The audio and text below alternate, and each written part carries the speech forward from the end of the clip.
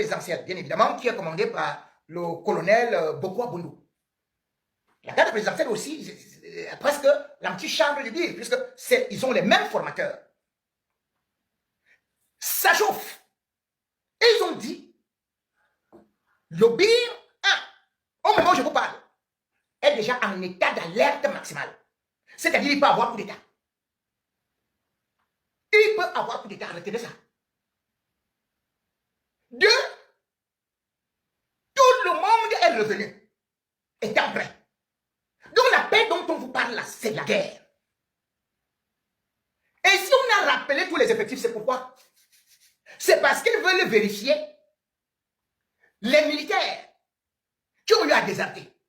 Or, vous le savez déjà, l'État du Cameroun a commencé à perdre beaucoup de militaires qui ont déserté en passant par le Nigeria. D'autres sont allés actuellement en Russie. D'autres même ont préféré abandonner les armes. Et selon les renseignements, beaucoup ont dit que si la guerre est plate, ils vont abandonner le BIR et ils vont plutôt rejoindre Issa Chiroma. Voilà pourquoi est-ce qu'on a rappelé tout le monde. Voilà pourquoi est-ce qu'on met l'armée en état d'alerte. Mais qu'à cela ne tienne, il y a une sortie que je vais aussi vous faire écouter. Des éléments de l'armée réunis sous un label et qui bel et bien les sapeurs-pompiers, ceci et cela, disent effectivement qu'ils sont avec Issa Chiroma. Je n'ai plus moi-même prendre le papier, le document pour vous lire. Mais j'ai laissé quelqu'un qui est supposé être du socle granitique, c'est-à-dire un étonnement, qui a obtenu cette lettre que la CIA dit, que les services de renseignement ont, mais ne peuvent pas diffuser. Parce que c'est très sérieux. L'armée est en train de se diviser. Et quand elle est en train de se diviser, cela veut dire que c'est Issa Chiroma qui est en train de se renforcer, puisque Biya ne sait plus à quel niveau peut se situer le danger. Ce n'est donc pas tout simplement le blabla, comme certains ont voulu faire croire, que non, il n'y a rien. Il y a. Sinon, les états-majors ne seraient pas en alerte rouge. Sinon, il n'y aurait pas la colère actuellement dans le BIR, où les gens revendiquent déjà à haute voix qu'ils soient payés, qu'on donne leur prime. Sinon, ils risqueraient d'abandonner. Et au-delà de ça, vous avez vu une image d'un homme en tenue que je n'ai d'ailleurs pas voulu publier, qui est en train de dormir, avec son arme en main, avec une torche. Il est en train de roupiller, parce qu'il est fatigué. Fatigué pourquoi? Parce que l'armée camerounaise est la seule armée au monde où l'effectif tourne à plus de 30, voire 70%, alors que dans toutes les armées régulières, c'est maximum 30%, comme les États-Unis. Donc ils sont surmenés actuellement. Et ils ne sont pas nombreux par rapport aux multiples fronts. Et beaucoup voient que si cette guerre arrive, ils vont perdre leur vie, ils vont perdre leur tête. Beaucoup d'ailleurs m'ont dit, je préfère aller rester avec ma femme, ou bien on sort, on fuit, on part même en Russie, ou on va encore dans un pays voisin, que cette guerre-là, on ne peut pas. Comme c'est les nordistes là, eux-mêmes disent que les nordistes là, maintenant, que c'est des guerriers, on ne peut pas. Eux tous me l'ont dit. Les officiers supérieurs me l'ont dit. Comme on ne sait pas, la guerre comme Bongo est en train de nous faire provoquer là, on ne sait pas, tout ça c'est pour le pouvoir avec son attendant, eux tous savent déjà. Voilà pourquoi, quand Issa Chiroma vous dit qu'il y a une armée loyaliste, il n'est pas en train de blaguer. Écoutez donc ceci. Issu de la loi numéro 2017-012 du 12 juillet 2017. Nous, militaires, sapeurs-pompiers, gendarmes, policiers et corps associés, avons constitué le collectif de défense et de sécurité pour la libération du peuple camerounais et le respect de la volonté réelle du peuple exprimée à travers la victoire du président élu Issa Chiroma Bakari lors de l'élection présidentielle du 12 octobre 2025 dernier. entre guillemets, CDS, tous ceux qui sont du code de l'armée peuvent se reconnaître ces initiales, CDS, LPC, RVP, VPE, ITB. Ce collectif est formé pour défendre la légitimité démocratique et la volonté populaire exprimée lors de l'élection présidentielle du 12 octobre 2025 qui a porté la victoire du président élu Issa Chiroma Bakari. Fondement de notre action, nous sommes en effet pleinement conscients que l'obéissance à un ordre manifestement illégal, tel que défini par les règlements, engage la responsabilité pénale du subordonné, en l'occurrence la nôtre, sans préjudice de celle du donneur d'ordre. En l'espèce, le haut commandement et les autorités administratives actuelles exigent de nous une soumission à des instructions contraires à l'éthique et à la loi. Or, à notre âme et conscience, nous ne serions qualifiés, le peuple camerounais, notre peuple, d'ennemis, de rebelles ou de métiers. Les revendications portées par le peuple sont entièrement légitimes et légales au regard du droit international et des principes fondamentaux de la démocratie. Je vais à la page 2, vous la suivez avec moi. Pardon. Voilà. Notre décision.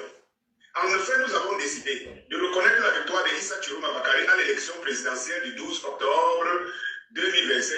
Il est en effet le seul candidat parmi les 12 en compétition à avoir rendu public les résultats du scrutin par une méthode que nous estimons transparente et véritable à 100%. Il s'ensuit que le Conseil constitutionnel, le gouvernement actuel et toutes les institutions de l'État qui valident les résultats proclamés le 27 octobre 2017 s'inscrivent dans la forfaiture, en contradiction flagrante avec la vérité des urnes et la volonté clairement exprimée par le peuple. D'apporter notre soutien entier au peuple camerounais afin que sa volonté soit respectée, ce qui implique la prestation de serment du président élu Issa Chiroma en tant que troisième président de la République du Cameroun. Appel à l'action civique et populaire. L'histoire nous apprend que l'unité et la détermination populaire sont des forces irrésistibles. Si seulement 50 à 100 000 personnes sortent dans chaque région, dans les villages, les quartiers et les villes, chaque jour, en 3 jours maximum, le régime de M. Paul Biya tombera. Rappelons que l'effectif cumulé de toutes les forces de défense et de la sécurité, y compris la garde présidentielle, est clairement inférieur à 140 000 personnes.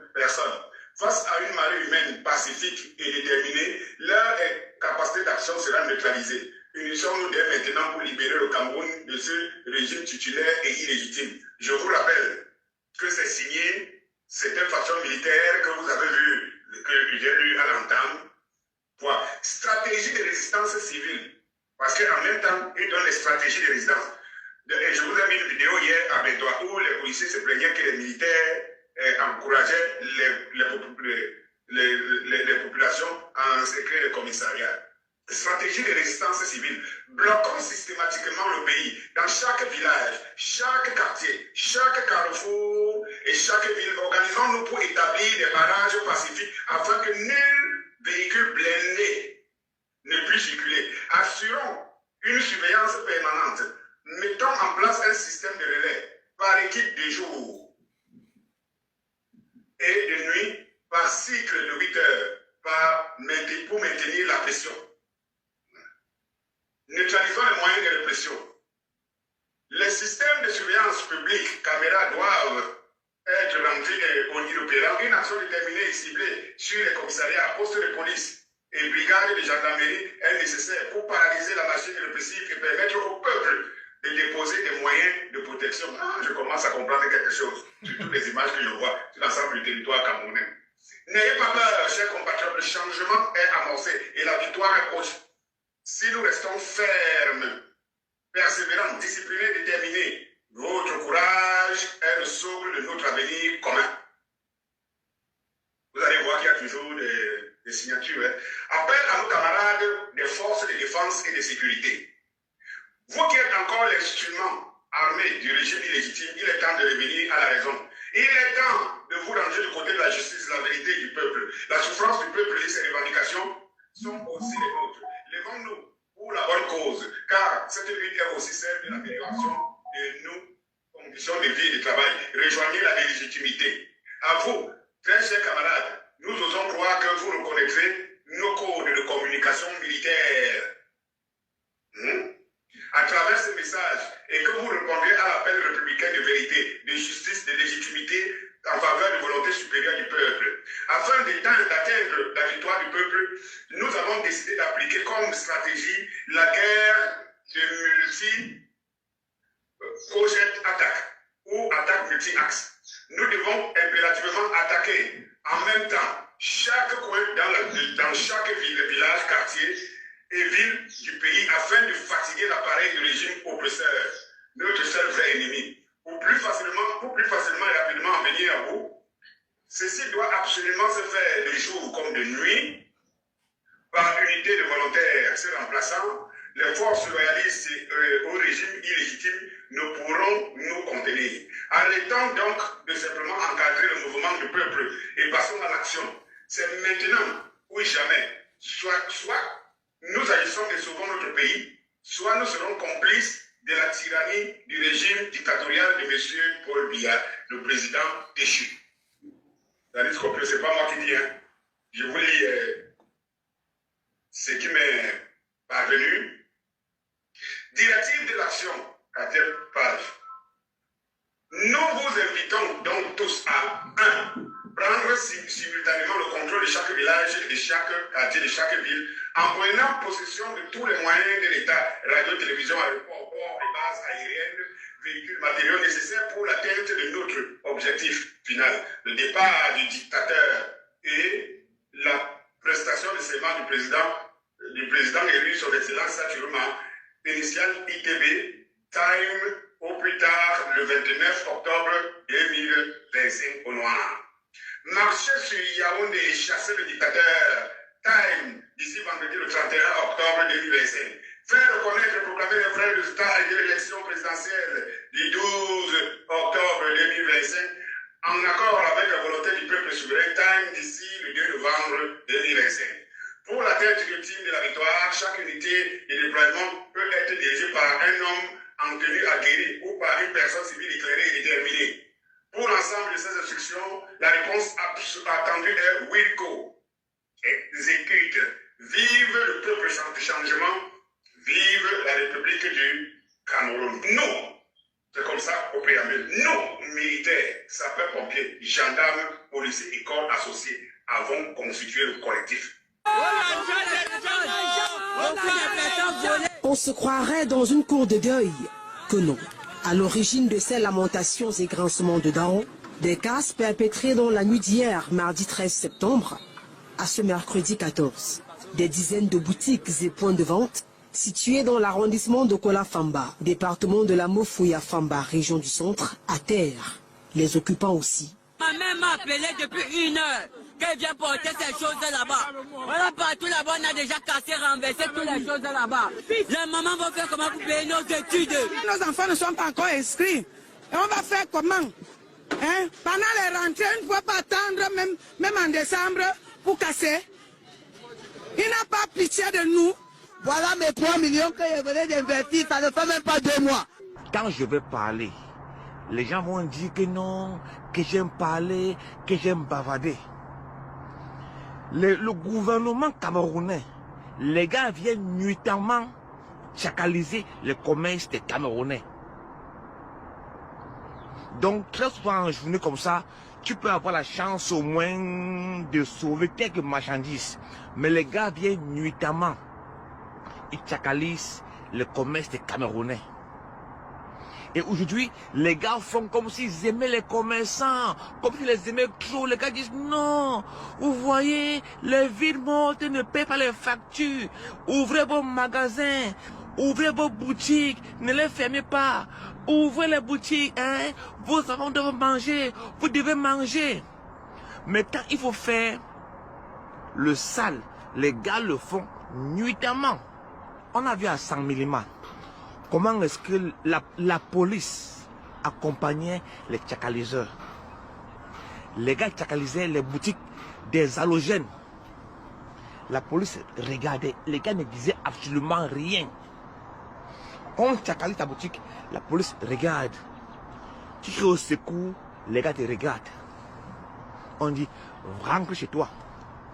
Aujourd'hui, les mêmes disent ouvrez vos boutiques, ouvrez vos commerces. Mais vous voyez, quand il faut tchakaliser, les gars tchakalisent. Est-ce que c'est normal?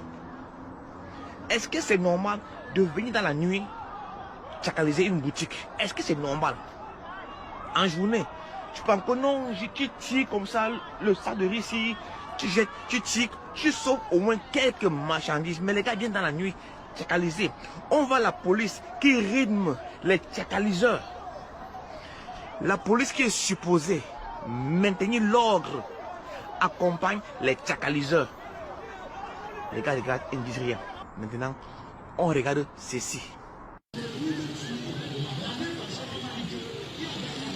Canne amère pour ces commerçants du marché Bonamoussadi dans le 5e arrondissement de la ville de Douala. La Coupe d'Afrique des Nations comptant organiser le Cameroun dès janvier prochain n'a absolument rien de sucré.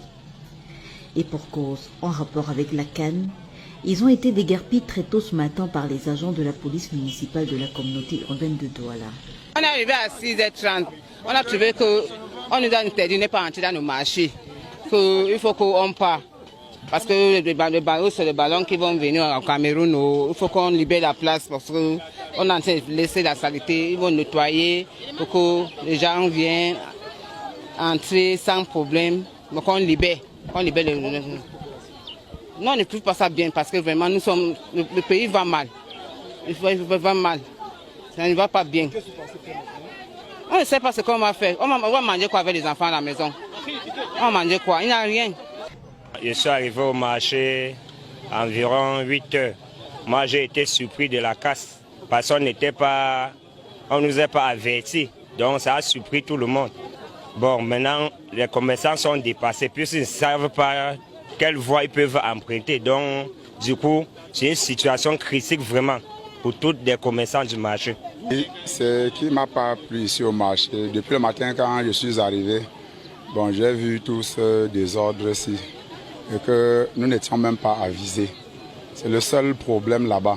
Nous ne sommes pas avisés. Et on devait au moins nous aviser. Et nous n'avons pas été informés de la casse du déguerpissement. Il n'y a eu aucune notification, il n'y a aucun arrêté. On est surpris de voir les agents de la police municipale demander de déguerpir pour la préparation de la canne qui est en cours. Nous ne sommes pas contre la canne, nous voulons vraiment que la canne se joue au pays de l'homme lion. Vraiment, c'est un fierté pour nous que la canne se joue au pays. Mais nous, en tant que commerçants, en tant que sauveteurs, débrouilleurs, nous implorons monsieur le maire, le maire de la ville, de réfléchir encore mieux comment il peut nous recaser quelque part. Quand vous regardez là, c'est plus de 5000 familles qui seront dans le sous-bon. On ne sait pas. Il y a des gens qui veulent payer la pension. Il y a les fêtes qui approchent. Même pour la clémence du Seigneur, nous implorons le super-maire de réfléchir comment il peut recadrer ces 5000 pauvres commerçants, mamans, petites.